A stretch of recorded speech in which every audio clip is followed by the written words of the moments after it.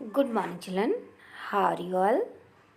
मैं अनीता घोष आज आप लोगों का लेसन नंबर 15 विसन की दिलेरी लेसन को एक्सप्लेन करूँगी, जिसमें एक बच्चे के बारे में एवं शिकारियों के बारे में बताया गया है। तो हम शुरू करते हैं लेसन नंबर 15 विसन की दिलेरी, जिसे प्रतिभा नाथ जी ने लिखा है। इस कहानी में बताया गया है कि विशन जो है वो 9-10 साल का एक लड़का है और वह किस तरह से एक तीतर की मदद करता है, जिसे शिकारियों ने गोली मारकर घायल कर दिया है। सुबह का समय था। विशन पगडंडियों और खेतों से होता हुआ कर्नल दत्ता के घर जा रहा था। कर्नल दत्ता की पत्नी पढ़ाई में उसकी मदद करती थी और वह उनके छोटे मोटे काम करता था। खेतों में कीटनाशक दवाओं का छिड़काव हो रहा था ताकि फसलें अच्छी हो। वह थोड़ा आगे ही बढ़ा था कि उसे एक गोली की आवाज़ सुनाई दी। पगडंडियों और खेतों से होता हुआ वह सुबह सुबह के समय आगे बढ़ रहा था। उसने एक गोली की आवाज़ सुनी, फिर तुरंत ही उसने 2-3 गोलियों की आवाज़ सुनी। वह समझ गया कि क्या माजरा है। उसने देखा कि पंछी गोलियों की आवाज़ से आकाश में गोल गोल घूमने लगे। वह एक पेड़ के पीछे छुप गया और देखने लगा कि गोलियां कहाँ से चल रही हैं।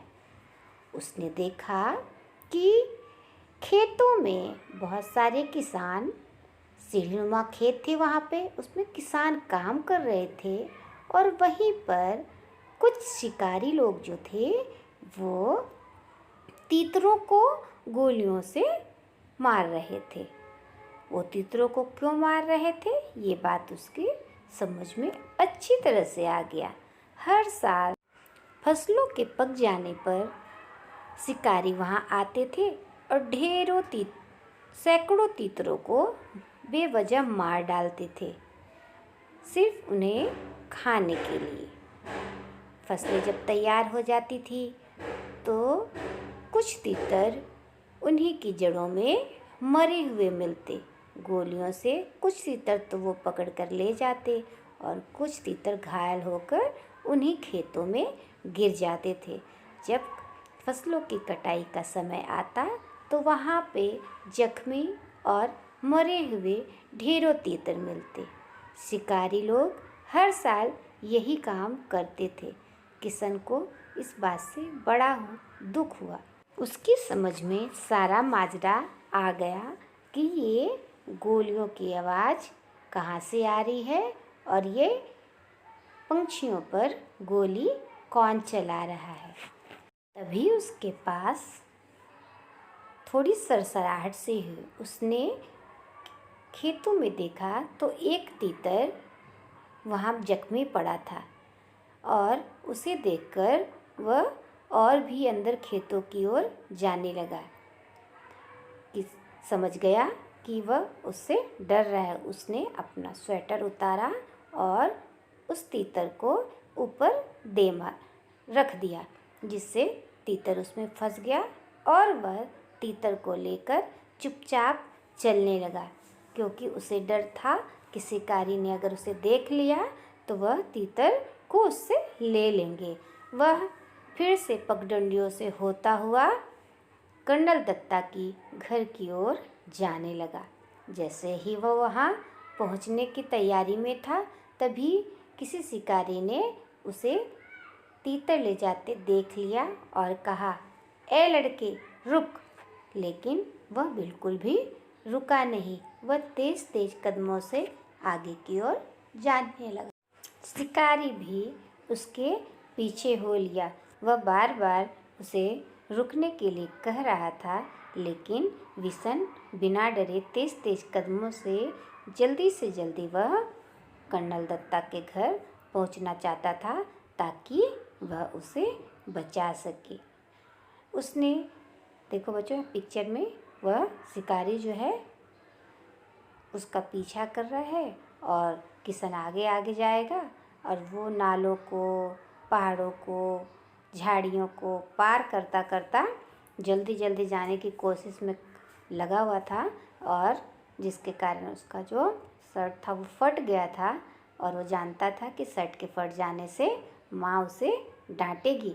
फिर भी वह रुका नहीं और नालियों, पगडंडियों, खेतों को पार करता हुआ वह जल्दी से कर्नल दत्ता के घर की ओर पहुंचने की कोशिश कर रहा था और साथ में शिकारी भी उसका पीछा कर रहा था कि ए लड़के रुको।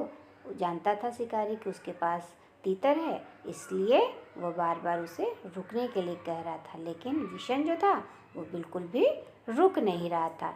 वो जल्दी से जल्दी चाहता था कि मैं यहाँ से कर्नल दत्ता के घर पहुँच जाऊँ ताकि मैं इस तीतर की जान बचा सकूँ। देखो पिक्चर में कैसे वो जल्दी जल्दी जा रहा है और शिकारी भी उसका पीछा कर रहा है। वह तेज कदमों से चलता हुआ कर्नल दत्ता के घर के पीछे पहुंच गया और वहीं से उसने पीछे से छत पे पहुंच गया ताकि और वहाँ से वहाँ पर वह एक चिमनी के पीछे बैठ गया ताकि वह वहाँ से सबको देख सके और उसे कोई भी नहीं देख सके। उसने देखा कि शिकारी उनका पीछा करते करते कर्नल दत्ता के घर भी जा पहुँचा और उसे देखते ही कर्नल दत्ता का जो वहाँ पे कुत्ता था वो ज़ोर ज़ोर से भौंकने लगा।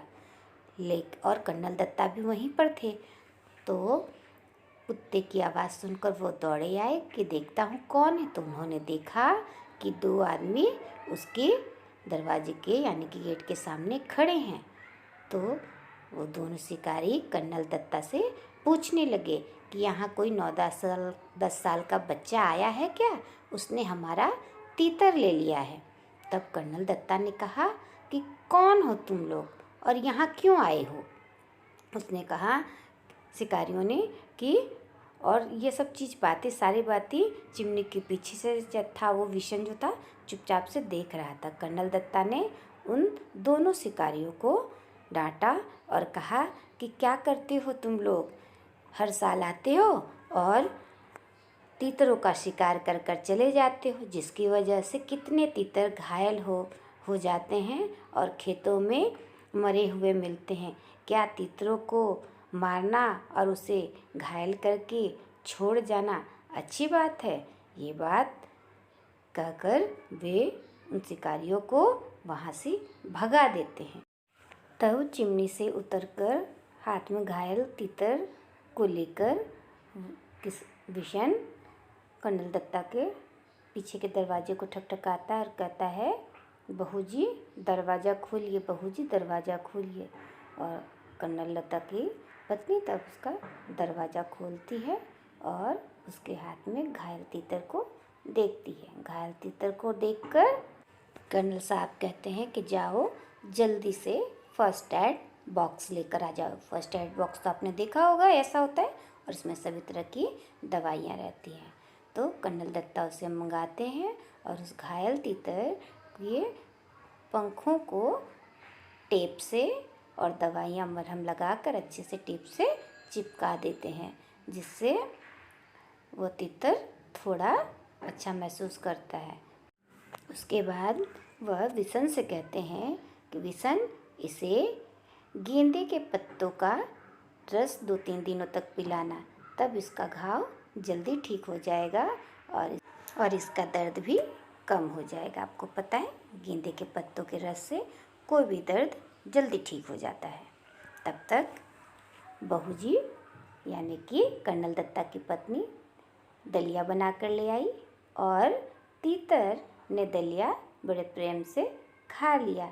उन्होंने विशन से कहा कि विशन इसे दलिया रोज़ खिलाना, क्योंकि तीतर को दलिया बहुत ही ज़्यादा पसंद होता है। तभी कर्नल दत्ता आए और तीनों ठाका लगाकर हंस रहे थे।